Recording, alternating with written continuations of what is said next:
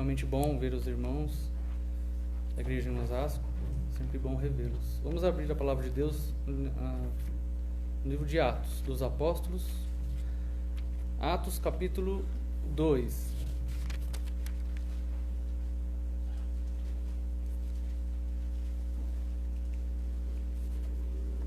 Atos capítulo 2, vamos ler alguns versos.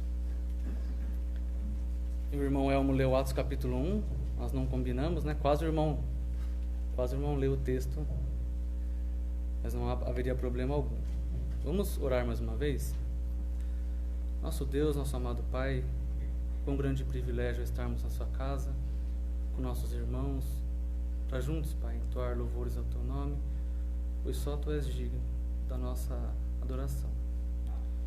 Te rogamos, Pai, pela tua palavra que vai ser lida, que vai ser falada, Pai. Venha de encontro, Pai, à nossa mente, ao nosso coração, que a cada dia possamos ser transformados na imagem do seu Santo Filho. Guarda, Pai, a tua palavra, essa pregação, esse ensino, Pai, que serve para todos nós. Que o Senhor venha abençoar a vida de cada um que está aqui nessa noite, também pelos irmãos, nossos amados irmãos que não, por acaso, puderam estar nesse culto. Que o Senhor esteja também com os nossos amados irmãos que estão distantes. Rogamos por essas bênçãos, te pedimos, agradecemos, no santo nome do seu Filho Jesus Cristo. Amém. Irmãos, Atos capítulo 2. Vamos iniciar lendo o versículo 14. É um trecho conhecido de todos nós. Nós não vamos ficar muito tempo em Atos capítulo 2, mas vamos ler alguns versos. Diz assim, Atos 2,14. Pedro, porém, pondo-se em pé com os 11, levantou a sua voz e disse-lhes: Homens judeus e todos os que habitais em Jerusalém, seja-vos isto notório, e escutai as minhas palavras. Os irmãos bem sabem do acontecimento de Atos capítulo 2. A festa de Pentecostes ali acontecia, e algo extraordinário da parte de Deus acontece.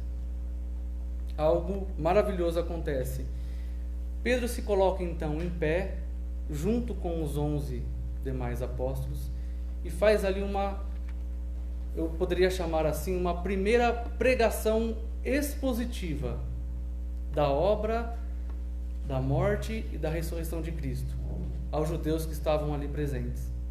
Eu não vou ler todos os versos, eu vou ler apenas os versos 33 para frente, para nós vermos um pedacinho, uma parcela da exposição que Pedro faz. Ele diz assim no verso 32: Deus ressuscitou a este Jesus, do que todos nós somos testemunhas, de sorte que, exaltado pela destra de Deus, e tendo recebido do Pai a promessa do Espírito Santo, derramou isto que vós agora vedes e ouvis, porque Davi não subiu aos céus, mas ele próprio diz: Disse o Senhor ao meu Senhor, assenta-te à minha direita, até que ponha os teus inimigos por escabelo de teus pés. Saiba, pois, com certeza toda a casa de Israel, que a esse Jesus, a quem vós crucificastes, Deus o fez Senhor e Cristo. Talvez aqui, sem medo de errar aqui, mas talvez uma das primeiras pregações expositivas da vida, da obra, do ministério do nosso Senhor Jesus Cristo. E tal foi a pregação do apóstolo Pedro, tal foi aquele acontecimento, tal foi a exposição que o apóstolo Pedro fez, que os judeus, irmãos seus de nação, irmãos seus de nacionalidade, eles vão responder a essa pregação de Pedro. E é o que diz no verso 37. E ouvindo eles isto, aqueles judeus que estavam naquele lugar, seus irmãos recordam, judeus de outras nacionalidades que vinham para Jerusalém por conta da ocasião do Pentecostes, e diz o verso 37, e ouvindo eles isto, compungiram-se em seu coração, e perguntaram a Pedro e aos demais apóstolos: que faremos, homens e irmãos? Há algo para nós vermos aqui. A palavra compungiram-se não é talvez uma palavra que a gente use com tanta frequência. Eu vou dizer para mim, eu não uso com frequência nenhuma, é uma palavra mais difícil. E eu procurei algumas palavras paralelas para compungiram-se. Talvez na sua Bíblia tenha uma outra tradução, esteja com algum outro termo. Mas eu procurei que a palavra compungir, ela poderia significar como se a mente ou os corações daqueles que ouviam estivessem tomando uma espetada, uma facada. Eles sentiam como se o coração e suas mentes estivessem sendo apertados. Compungiram-se em seus corações. E fazem a pergunta não só a Pedro, mas aos demais apóstolos que estavam. Porque nós entendemos que a pregação exposta por Pedro era o entendimento de todos aqueles apóstolos que estavam ali. Então eles vão responder a Pedro e aqueles apóstolos. E eles dizem: que faremos, homens irmãos? E Pedro vai responder, e é a resposta que nós damos àqueles que ouvem o Evangelho. É a resposta que nós damos àqueles que nos perguntam acerca da salvação e a respeito de Cristo quando anunciamos. E Pedro vai dizer, no verso 38, disse-lhes Pedro: arrependei-vos, e cada um de vós seja batizado em nome de Jesus Cristo. Esse ponto de partida, com certeza foi o ponto com o qual todos nós passamos um dia. Todos nós um dia ouvimos da pregação, talvez 1, 2, 3 vezes, talvez meses, talvez anos.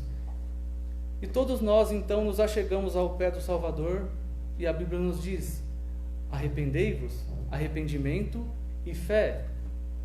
Esse é o Evangelho que nós pregamos. A salvação em Jesus Cristo, arrependimento e fé. E esses homens perguntam: que faremos, homens e irmãos? E essa pergunta, por um tempo, me chamou a atenção. Que faremos, homens e irmãos? Nós temos conversado aqui alguns domingos, entre os homens, também entre as mulheres, algumas coisas que nós devemos, algumas coisas que nós podemos fazer como membros deste corpo local, desta Igreja Batista Independente. Então me parece que essa pergunta que faremos, homens e irmãos, ela não é apenas quando nós ouvimos a pregação do Evangelho. Será que nós poderíamos fazer essa pergunta hoje para nós? Agora como filhos de Deus, salvos, regenerados? Que faremos, irmãos?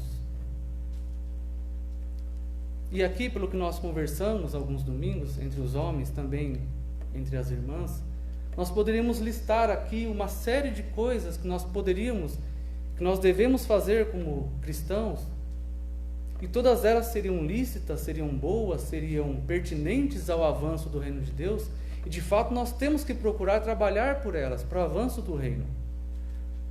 Nós poderíamos listar uma série de coisas aqui, seria uma bênção, é o que nós temos feito, nós temos aprendido muito, fazendo perguntas e colocando respostas, e nos exortando, nos admoestando a que nós continuemos a trabalhar para o Senhor.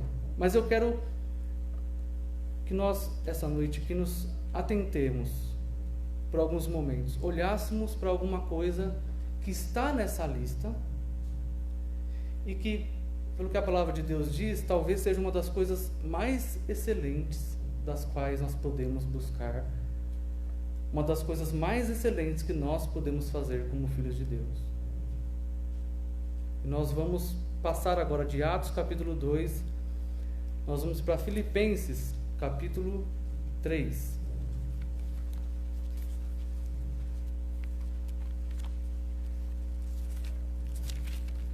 Filipenses capítulo 3, verso 8.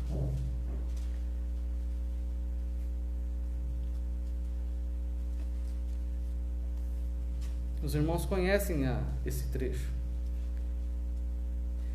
Eu vou ler do verso 4 ao verso 8, para que a gente pegue o entendimento daquilo que Paulo vem dizendo. Diz assim, Filipenses 3, verso 4: ainda que também podia confiar na carne, se algum outro cuida que pode confiar na carne, ainda mais eu.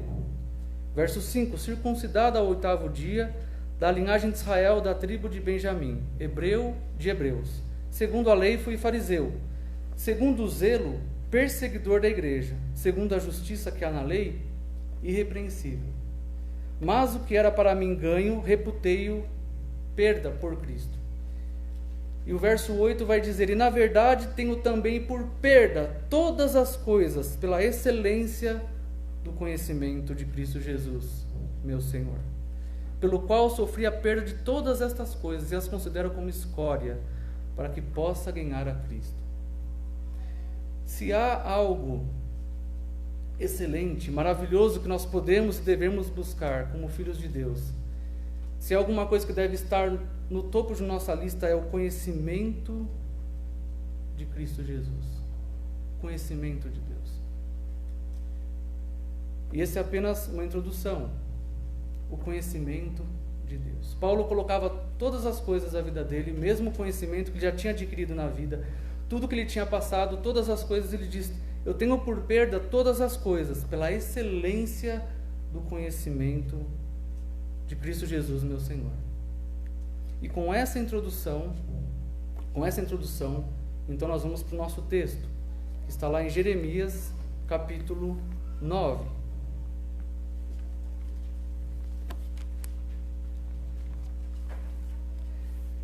Jeremias, capítulo 9, onde nós vamos ficar por algum tempo mais.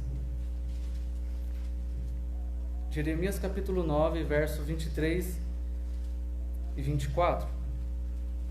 Diz assim a palavra de Deus. Jeremias 9, 23. Assim diz o Senhor: não se glorie o sábio na sua sabedoria, nem se glorie o forte na sua força. Não se glorie o rico nas suas riquezas, mas o que se gloriar, glorie-se nisto, em me entender e me conhecer, que eu sou o Senhor, que faço beneficência, juízo e justiça na terra, porque destas coisas me agrado, diz o Senhor. Nós vamos analisar um pouco esses dois versos, que tanta coisa tem a nos ensinar. Irmãos, nós pregamos, nós dizemos, é a grande verdade, plena verdade, que a palavra de Deus, de ponta a ponta, de Gênesis até o último verso de Apocalipse, é a palavra de Deus. Tudo que está dito foi dito por Deus, foi ditado por Deus, está aqui como palavra de Deus. Mas algumas vezes, em algumas coisas que Deus colocou para nós temos que dar algum tipo de atenção. No verso 23 diz assim: assim diz o Senhor. Esse trecho deve nos chamar a atenção, porque ele traz uma ênfase, ele traz uma chamada para nós, para que nós prestemos atenção. Trocando aqui de palavras, sem querer deturpar o texto bíblico, mas é como se Deus dissesse: me escutem, me ouçam o que eu estou dizendo aqui. Isso para nós é muito comum quando nós sentamos para conversar com alguém de forma mais séria, para falar de um assunto mais sério, mais relevante. Nós sentamos com alguém mais de perto e nós dizemos assim: irmão, me escute, ouça o que eu tenho a dizer. E o que nós esperamos daquele que ouve é que ele pare seu pensamento, pare a sua... e ele preste atenção no que você está dizendo. Deixe toda a conversa de lado, os pensamentos, então ele para realmente, de fato, para prestar atenção naquilo que você está dizendo. Quando o Senhor está falando conosco, quando abrimos a palavra de Deus, e isso muitos irmãos já têm dito, a nossa atenção, o nosso pensamento, a nossa meditação tem que estar, porque aqui diz: assim diz o Senhor. Quantas vezes, aqui todos que já passaram pela fase de filho, hoje são adultos, os nossos pais nos pegavam às vezes e diziam assim: filho, me ouça, senta aqui, ouve o que eu vou te dizer. E nós sabemos que muitas das vezes os nossos pais, e agora eu falo como pai também, os nossos pais não estavam necessariamente bravos conosco, eles não falavam nesse tom com raiva, mas o fato é que os nossos pais queriam dizer algo para nós. Eles diziam: olha, o que eu tenho a dizer é muito importante, preste atenção no que eu vou te dizer, escute o que eu vou te dizer. E fica aquele silêncio. Então algo vai ser pronunciado, algo sério vai ser dito. E quando nós somos chamados assim, a gente recua. Sim, Senhor Pai, o que o Senhor vai me dizer? Alguma coisa importante vai ser dita. E eu vou dizer que às vezes a gente falha nesse ponto. Eu vou dizer por mim aqui, eu posso usar meu exemplo, eu falho às vezes como esposo. Às vezes a minha esposa quer me dizer alguma coisa, sim, querida, pode dizer, e ela fala, e passar 5 minutos e eu falo, o que ela falou mesmo? Eu não lembro de tudo, talvez eu não lembre de nada. Eu disse que eu estava prestando atenção, mas na verdade minha cabeça estava com outras coisas, eu não parei para prestar atenção. Nós possamos, ao abrir a palavra de Deus, prestar toda a atenção e toda a reverência ao que o Senhor vai nos dizer. Ele vai dizer, assim diz o Senhor, e ele começa a dizer, não se glorie o sábio na sua sabedoria. É interessante, porque ele fala de 3 coisas aqui. Ele fala de sabedoria, ele fala de força e ele fala de riqueza. Se nós pensarmos nas gerações passadas, nos impérios, nas nações, nos povos, tribos, mesmo os grandes, os maiores, os sumerianos, os babilônicos, os persas, os egípcios, todos eles buscavam essas 3 coisas, não é verdade?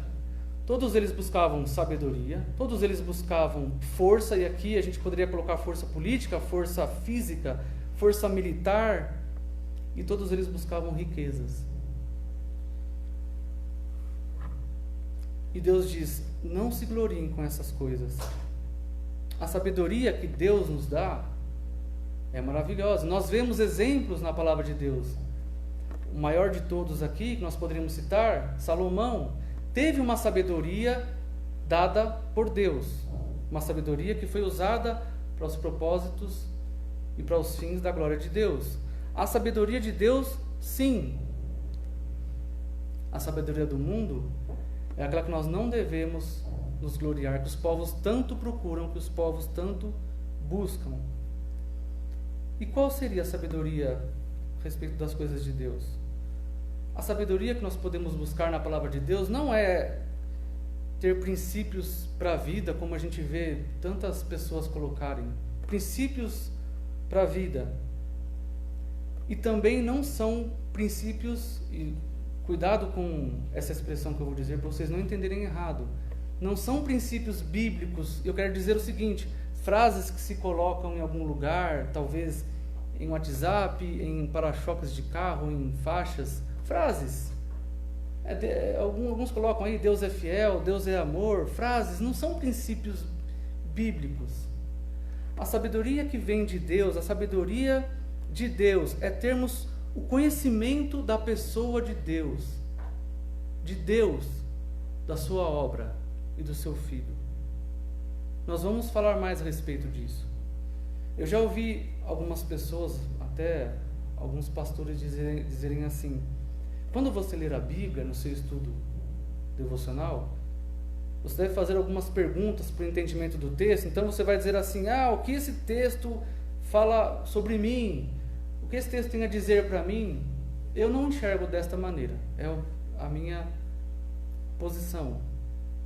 Eu digo que quando nós lemos um texto da Bíblia, a nossa oração e o nosso coração deve dizer, Senhor, o que o Senhor está revelando de si?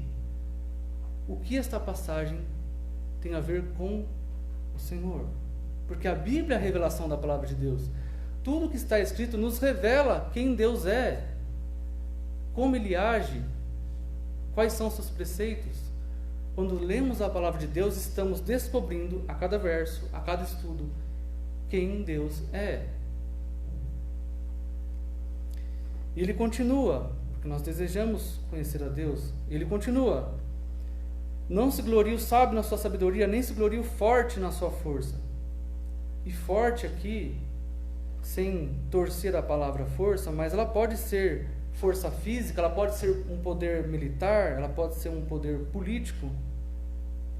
Nós conhecemos nações que foram poderosíssimas, Roma, a Grécia, o Egito, a Babilônia, povos que tiveram grande poder militar, grande poder, muitos homens, destruíram nações, praticamente algumas conquistaram o mundo, mas onde elas estão hoje? Mesmo as superpotências que nós vemos, talvez a mais recente, grande potência existente, a ex-União Soviética, uma grande potência, que hoje já não existe?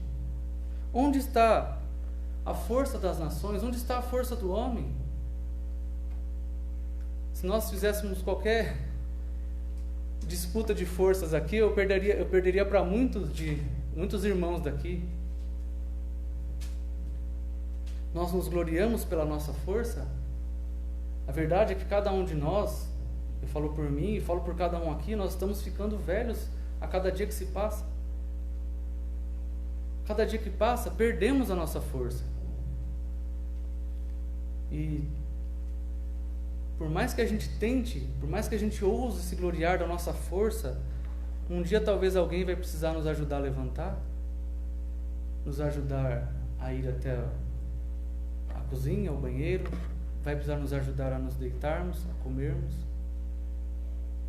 Então, irmãos, nos gloriar na nossa força, dedicarmos nossa vida a gastar tempo e derramar talvez lágrimas, preocupação, com os dias que vão passando e com uma velhice que chega devagarzinho na nossa vida.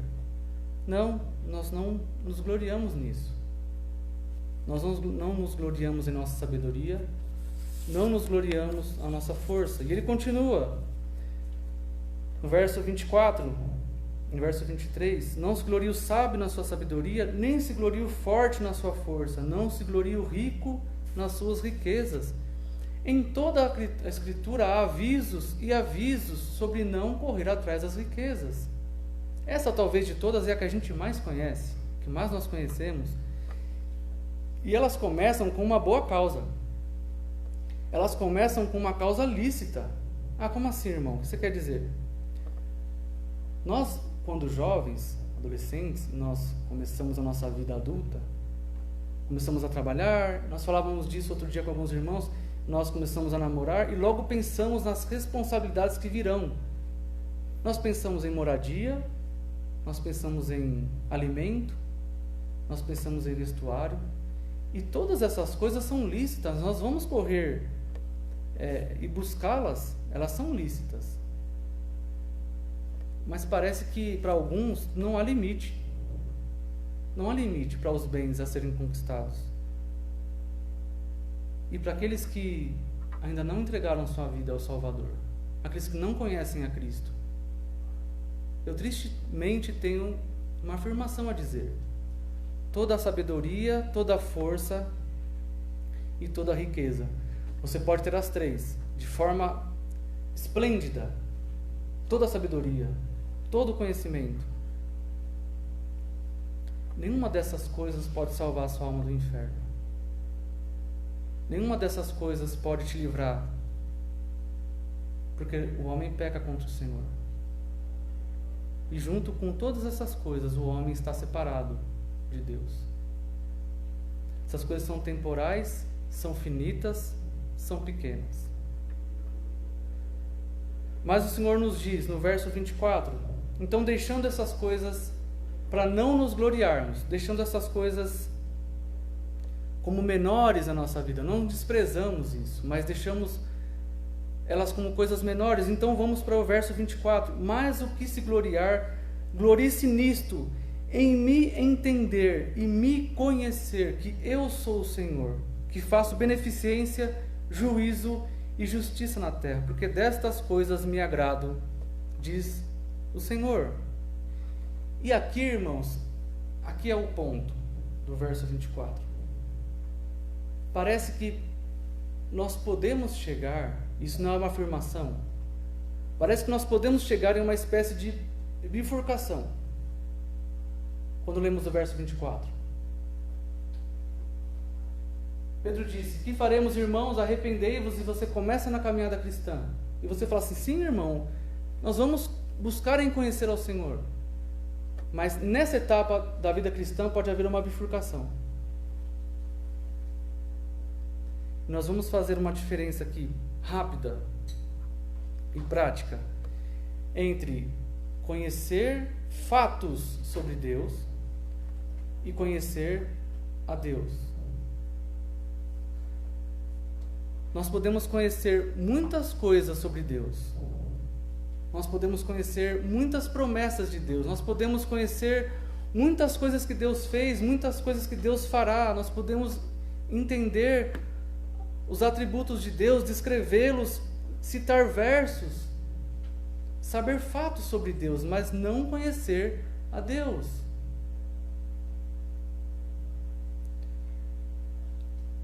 Vamos lá para Oséias, um pouco à frente. Oséias capítulo 6.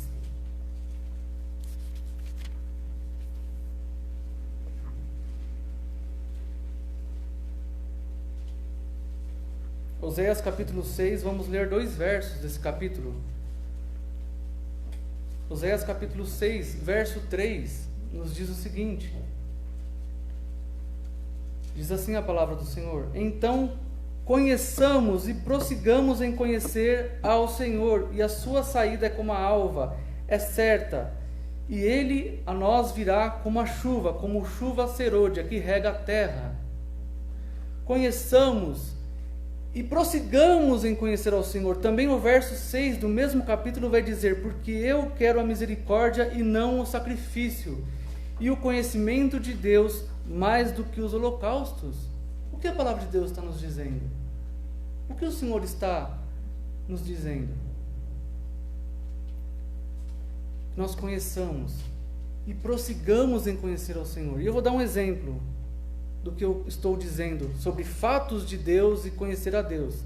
Lembrem, a bifurcação. Nós podemos saber muitos fatos sobre Deus, e de fato muitas pessoas que não conhecem a Cristo como Salvador podem dizer muitos e muitos e muitos fatos, listar atributos e dizer muitas coisas a respeito de Deus, mas elas podem não conhecer a Deus.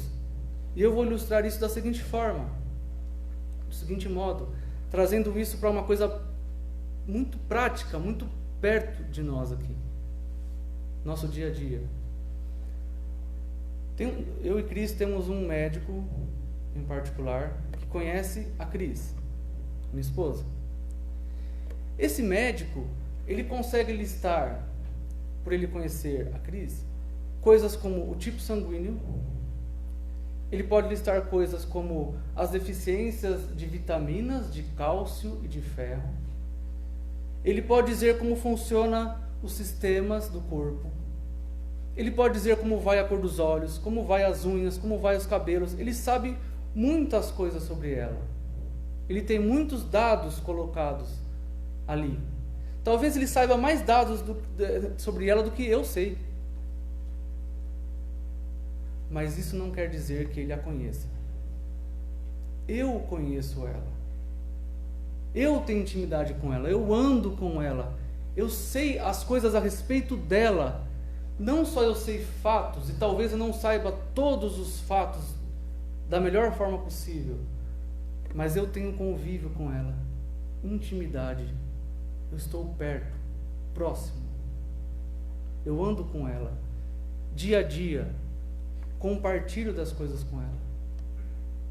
Essa é uma bifurcação em que muitos podem cair no erro, às vezes, de pensar que conhecer fatos sobre Deus é realmente ter um relacionamento pessoal, próximo com Deus.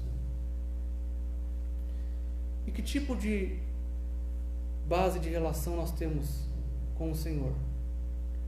Eu disse de um médico que conhecia fatos, e eu listei um esposo que conhece sua esposa. Como nós podemos, então, direcionar isso para nós? Vamos lá para 2 Coríntios,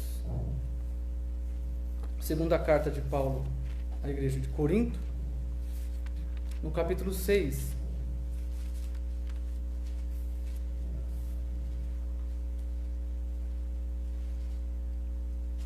Diz assim a palavra de Deus, segunda carta aos Coríntios, capítulo 6, vamos ler do verso 16 ao verso 18. E que consenso tem o templo de Deus com os ídolos? Porque vós sois o templo do Deus vivente, como Deus disse: neles habitarei, e entre eles andarei, e eu serei o seu Deus, e eles serão o meu povo. Por isso, saí do meio deles, e apartai-vos, diz o Senhor, e não toqueis nada imundo, e eu vos receberei. E o verso 18 vai nos dizer assim: e eu serei para vós pai, e vós sereis para mim filhos e filhas, diz o Senhor Todo-Poderoso. Irmãos, que declaração gloriosa de Deus para nós. É o que Ele está dizendo. Que tipo de proximidade nós temos com o Senhor?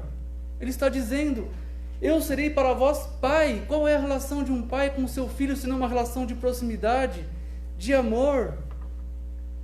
Que relação tem o nosso Deus conosco? Nós somos filhos de Deus, estamos na casa de Deus, porque queremos conhecer, não apenas, e não desprezando o conhecimento sobre os fatos de Deus, sobre os atributos, mas eu chamo os irmãos a enxergarem, a olharem com mais proximidade, talvez como uma lupa.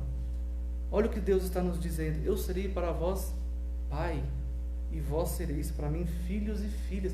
Que privilégio nós temos! Que privilégio! O Criador de todas as coisas nos chama de filhos, filhas. Que grande amor de um Deus, Criador de todas as coisas. E será que nós conseguimos, deixando aquilo que não é para nos gloriarmos, nós podemos nos gloriar no conhecimento que temos de Deus, no fato de sermos seus filhos? Será que nós conseguimos encontrar na palavra de Deus pessoas que buscaram ao Senhor com essa ênfase de Jeremias 9? Sim, podemos. Vamos lá para Daniel, profeta Daniel, capítulo 9, é a oração de Daniel.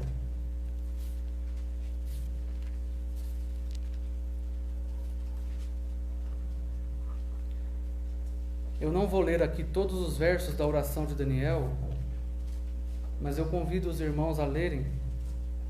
Daniel capítulo 9. Irmãos, Daniel, eu falava de Daniel ainda ontem com alguns irmãos. Daniel foi levado cativo quando jovem, talvez adolescente, ele foi levado para a Babilônia. Foi um jovem escolhido da nação de Israel para aprender a língua dos caldeus, todo o conhecimento lá e ficar diante do rei. E os anos se passaram. Daniel foi muito abençoado com a sabedoria de Deus. Daniel cresceu no conhecimento de Deus, cresceu no conhecimento das coisas referente à Babilônia. Depois passou para outros imperadores e outros reis. Daniel tinha sabedoria, Daniel tinha força, eu creio não física, mas a força política. Ele era um superintendente da Babilônia, ele era um presidente, ele tinha muitas pessoas que trabalhavam com ele e para ele. Ele tinha um grande poder nesses reinados, passado anos e anos, e por ter um alto cargo nesses governos, nós poderemos dizer sem medo de errar que Daniel possuía posses. Daniel devia viver em um belo lugar, devia desfrutar de boas posses, isso sem medo de errar. Daniel tinha posição privilegiada, muitas vezes foi consultado como sendo chefe de muitas pessoas.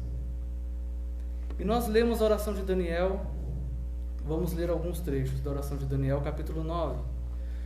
No primeiro ano de Dário, já tinha passado, Nabucodonosor já tinham passado, no primeiro ano de Dário, filho de Assuero, da linhagem dos Medos, o qual foi constituído rei sobre o rei dos caldeus, no primeiro ano do seu reinado, eu, Daniel, entendi pelos livros que o número dos anos de que falara o Senhor ao profeta Jeremias, em que haviam de cumprir-se as desolações de Jerusalém, era de 70 anos.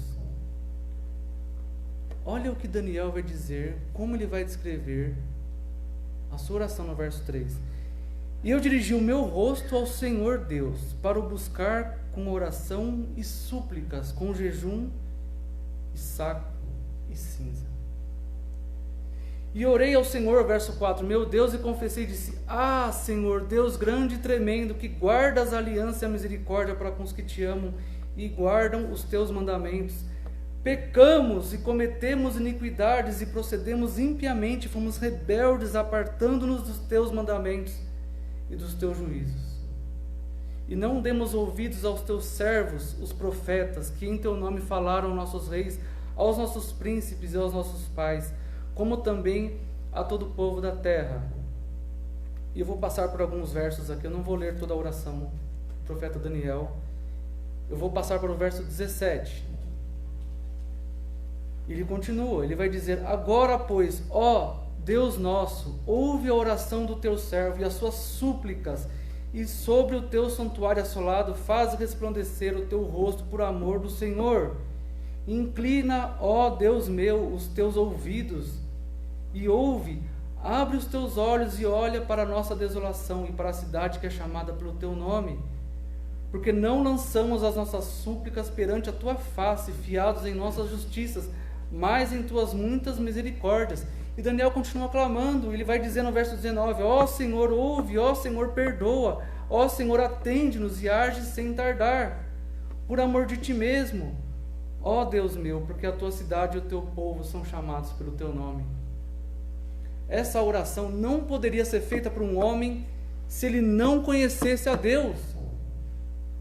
Essa não é uma súplica de alguém que sabe algumas coisas sobre Deus. Essa oração só pode ser feita por um homem que tinha intimidade, andava com o Senhor. É desse conhecimento que Jeremias está dizendo. Não se glorie na sabedoria, não se glorie na força nem na riqueza, mas se há algo que podemos nos gloriar, se glorie em conhecer, em andar com o Senhor. Se glorie em conhecer.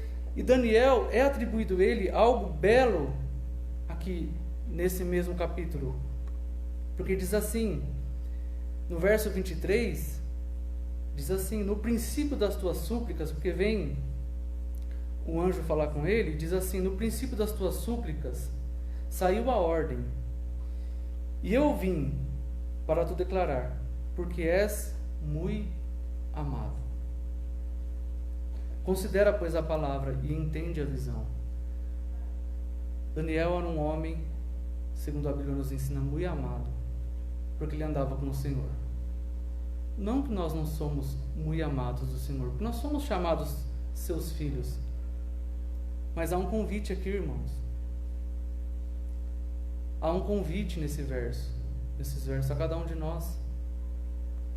Nós lemos em Oséias: conheçamos e prossigamos, andemos mais um passo, prossigamos em conhecer ao Senhor.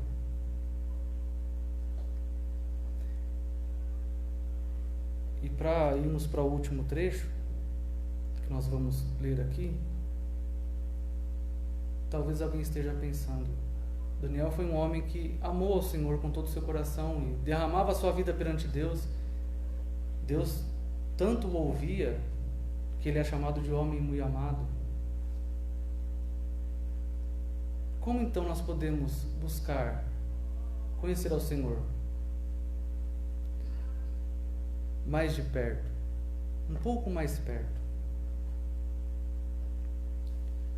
O irmão Elmo leu para nós, não sei se o irmão vai lembrar aqui, alguns domingos atrás, domingo à noite, o irmão leu para nós Salmo 63, se lembra?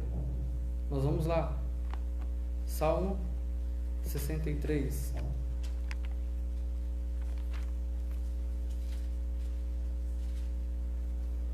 Vamos ler os versos de 1 a 5, como o nosso irmão aqui leu naquele domingo à noite.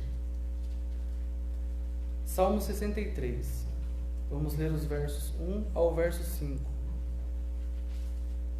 Diz assim a palavra de Deus: ó Deus, tu és o meu Deus, de madrugada te buscarei, a minha alma tem sede de ti, a minha carne te deseja muito, em uma terra seca e cansada, onde não há água, para ver a tua força e a tua glória como te vi no santuário, porque a tua benignidade é melhor do que a vida, os meus lábios te louvarão.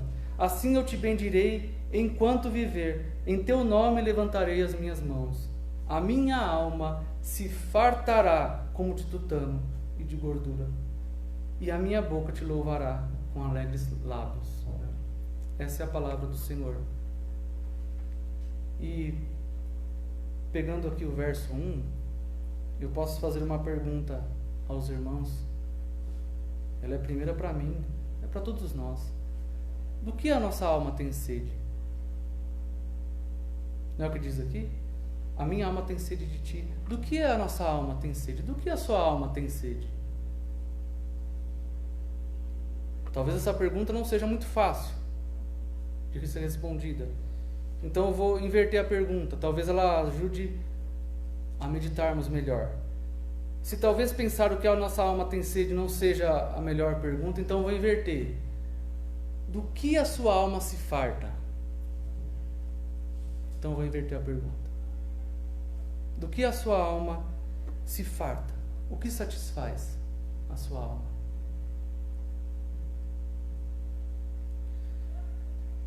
Eu vou dar um exemplo para os irmãos.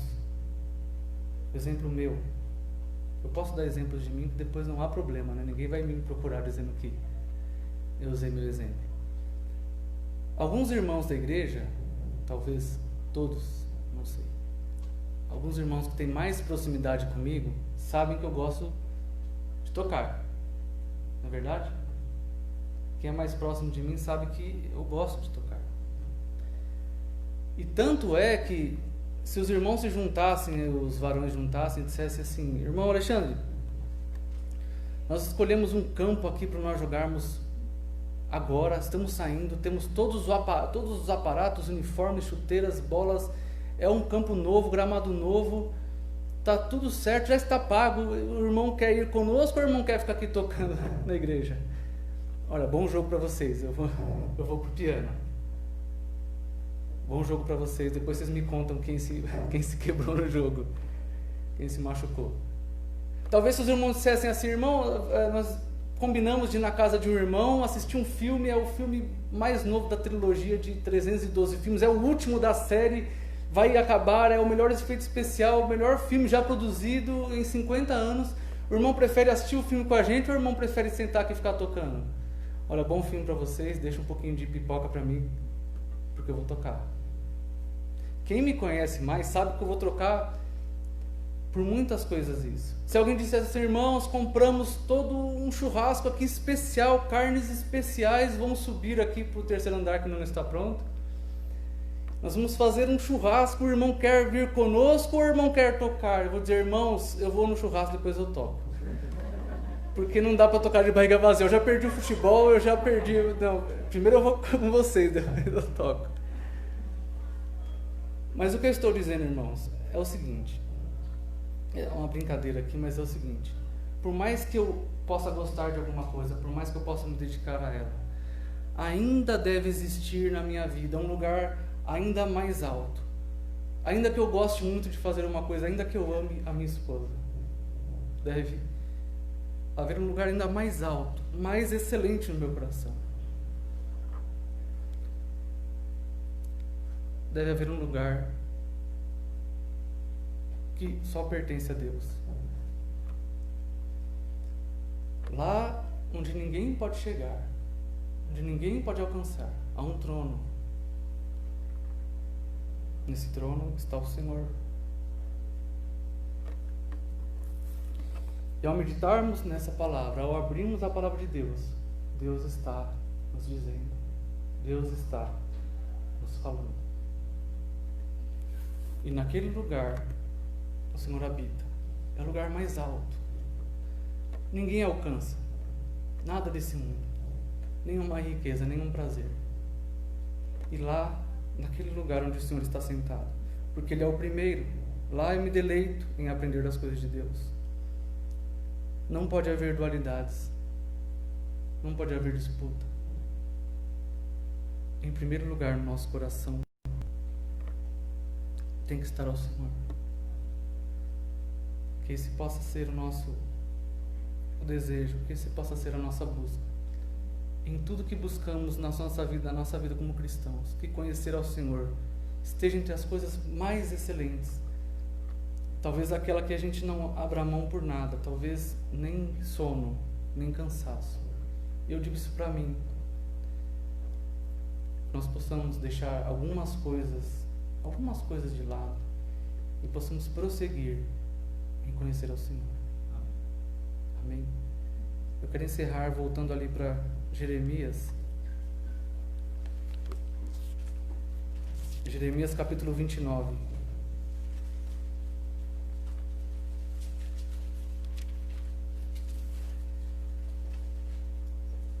Jeremias 29, vamos ler os versos 12 e 13 e encerramos.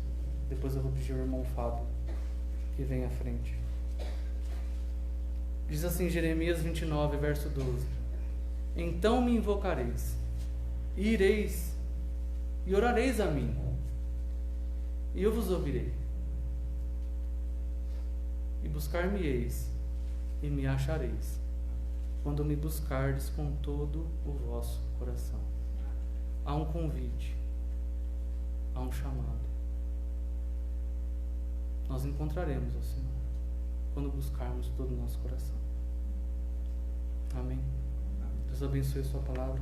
Vou pedir ao irmão Fábio possa orar por nós. Depois o irmão encerra. Oremos. Nosso Deus, te agradecemos, Senhor, pela tua palavra. Fala aos nossos corações. Pedimos, Pai, abençoa para que nossa busca por conhecer a Ti seja verdadeira, seja incansável, incessante. Nos ajuda, porque na nossa fraqueza, muitas vezes, Senhor, deixamos de colocar esforço naquilo que o Senhor nos diz para nos esforçarmos em fazer. O Senhor nos ensina a não temer, mas nos esforçar, e por isso pedimos a Tua bênção, a Tua ajuda nisso. Abençoa aqueles que ouvem Tua palavra nessa noite, que Tua palavra fala aos corações e alguém entende que deve entregar sua vida com todo o seu coração ao Senhor, que o Senhor trabalha nessa noite ainda, possamos ver pessoas se rendendo aos Teus pés. É o que nós pedimos e agradecemos em nome de Jesus. Amém.